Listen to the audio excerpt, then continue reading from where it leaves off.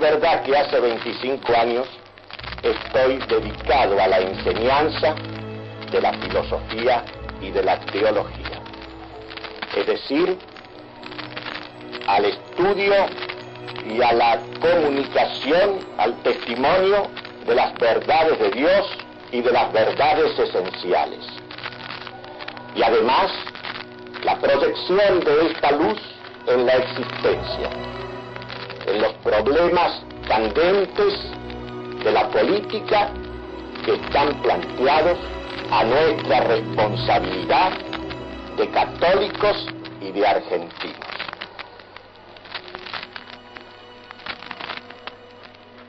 Esos 25 años los he consagrado al testimonio de la verdad. Y lo que le pido a Dios es que me conceda perseverar hasta el fin de mis días en este testimonio y me ayude también a estar dispuesto a quedarme solo como otras veces, recordando que la verdad misma que se hizo carne y habitó entre nosotros, en la hora decisiva quedó enteramente sola. Dice Peguy que la filosofía no va a la clase de filosofía. Por eso yo he procurado siempre que la filosofía que se ocupa del arte soberano de las definiciones sea ante todo mi propia definición de vida, porque un pensamiento esencial que no es vida es un pensamiento vacío, abstracto, por cuanto no está comprometido con la concreta existencia.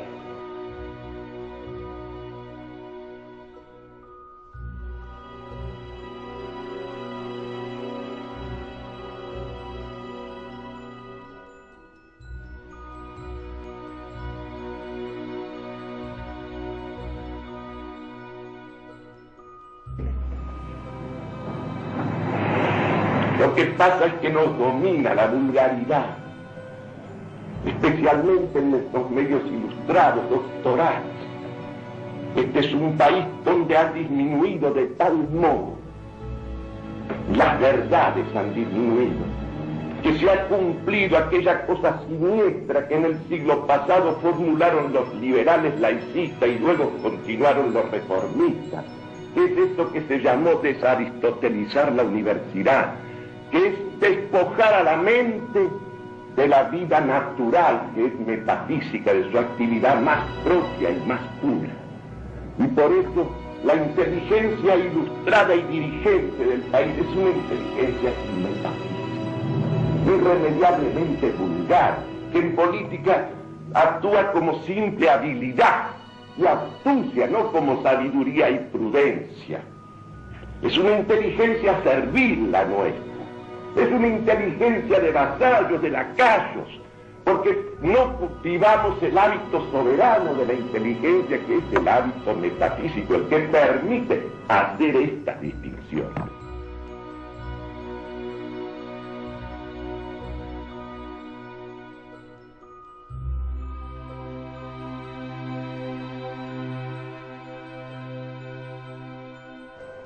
La palabra verdadera, la palabra que rescata, que salva y que levanta, porque nosotros somos criaturas de la palabra, es la palabra que define, es la palabra que dice lo que es.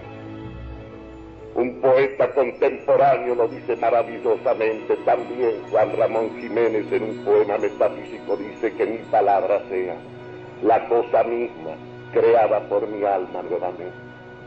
La palabra es lo más delicado y esencial que existe. Porque la palabra verdadera es ese pan del cielo. Cuando el Quijote le hablaba a la multitud, le hablaba a los cabreros, ¿qué lenguaje empleaba?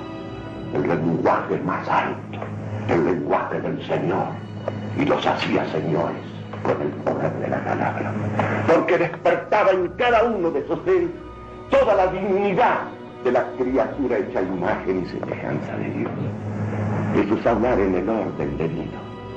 Eso es hablar como Dios manda, lo mejor, y despertar lo mejor. Y hasta cuando hablaba con prostitutas, les hablaba de tal modo, las trataba de doncellas, y las pobres, dice Cervantes, se corrieron.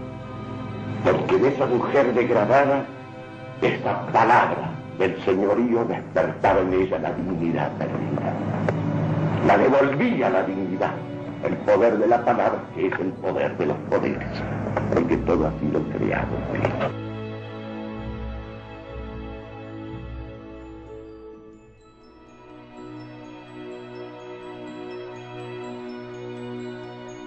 Cuando el hombre obra libremente, lúcidamente, reflexivamente en la dirección de lo mejor, crece su ser, se enriquece, su ser se hace más hombre, mejor.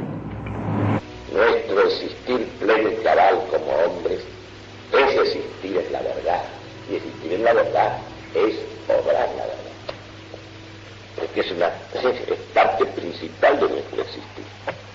No solo contemplar es lo primero, pero obrar la verdad es parte constitutiva del existir humano, del ser humano, de la perfección del hombre. Y ustedes adviertan lo siguiente: todas las virtudes prácticas tienen que ver con la verdad, no hay ninguna que no, desde la caridad hasta la sobriedad. Y el mundo de la experiencia moral no es el mundo de las operaciones de cálculo y de experimentación, es el mundo de los ejemplos, es el lugar de los ejemplos. Y un ejemplo no tiene nada que ver con una experimentación. Un ejemplo es algo que irradia una fuerza normativa, que irradia una atracción. La mayor monstruosidad es lo que estamos viviendo hoy en el mundo. En un número sustituyendo la calidad. Una amalgama de cobardías no engendra la valentía, tan numerosos que sean los cobardes reunidos. En cambio, un solo valiente es capaz de hacer valiente a una multitud de cobardes.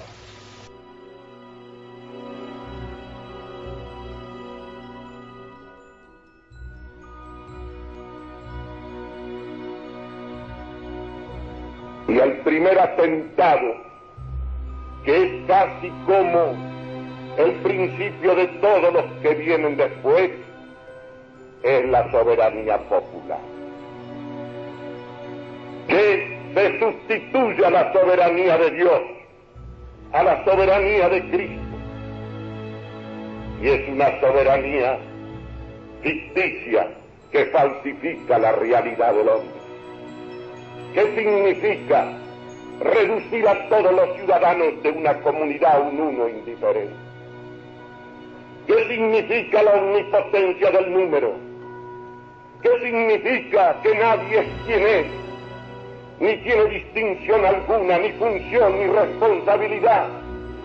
Que le dé peso a su voz y decisión. ¿Qué significa eso? Igualar al honesto con el deshonesto, al virtuoso con el vicioso, a los capaces con los incapaces. ¿Qué significa eso?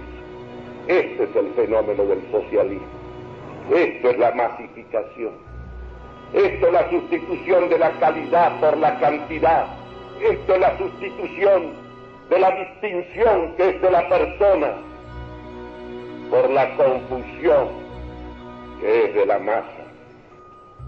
Nosotros proclamamos esta realeza de nuestro Señor Jesucristo en una sociedad argentina que en su origen, raíz y esencia es cristiana, y que lo es además en sus tradiciones legítimas, pero que viene sufriendo un proceso de descristianización, que es lo mismo que decir deshumanización, por obra secular del liberalismo y del marxismo.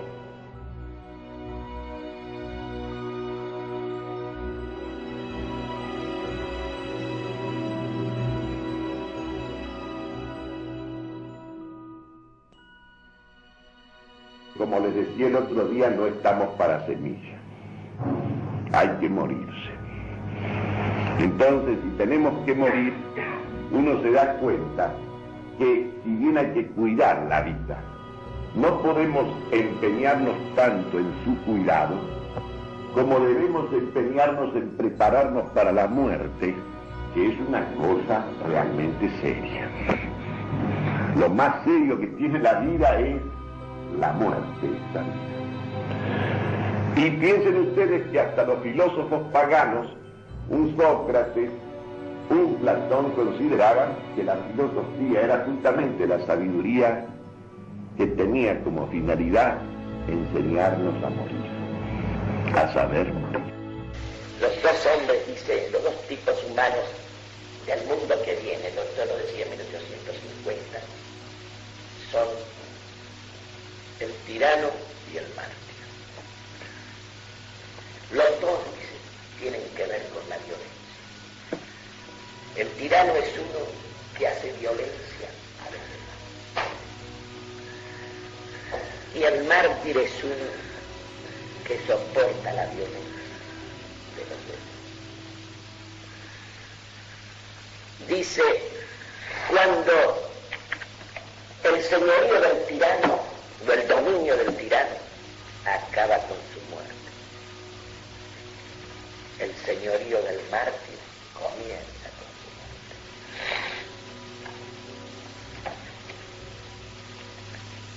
Y agrega esto otro.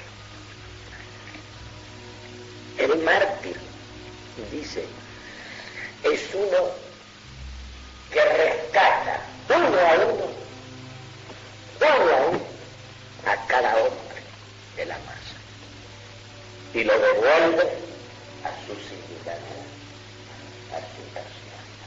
Y en el cielo hay alegría cada vez que uno es rescatado de la masa y devuelve a su persona, o sea, devuelto a su imagen y semejanza. Y por eso San Juan de la Cruz dice esta cosa de suprema finura: el alma está más donde ama que en el cuerpo que anima. Porque el cuerpo vive de la vida del alma y el que ama vive del amor del amado. Por otra parte, el hombre puede exponer al sufrimiento y a la muerte su cuerpo por el que ama. Por eso, o por lo que ama, por eso está más unido a lo que ama que al propio cuerpo, con el cual, sin embargo, tiene una unidad sustancial.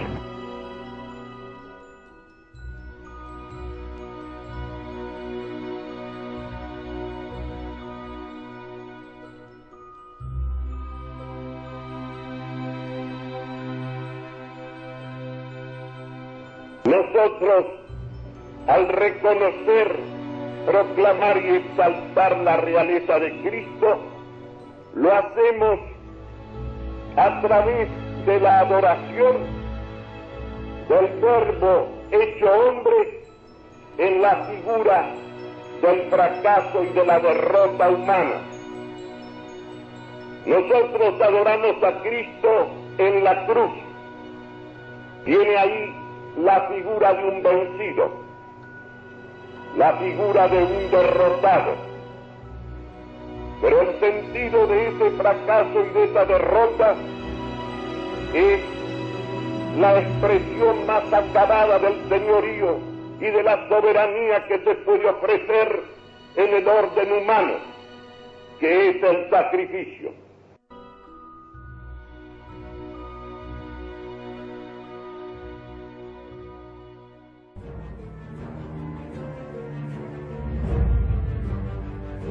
Esta es la hora de la intransigencia. Esta es la hora de hablar el lenguaje que Cristo nos recomienda en el Sermón de la Montaña. Sí, sí, no, no. Esta es la hora de la obstinación invencible, de la constancia persistente, de la fidelidad continuada. Es cierto, nosotros no tenemos la fuerza de números, no tenemos la fuerza del dinero, no tenemos la fuerza de las armas, no tenemos la fuerza de las logias ni de los poderes ocultos, pero nosotros tenemos la fuerza de Cristo.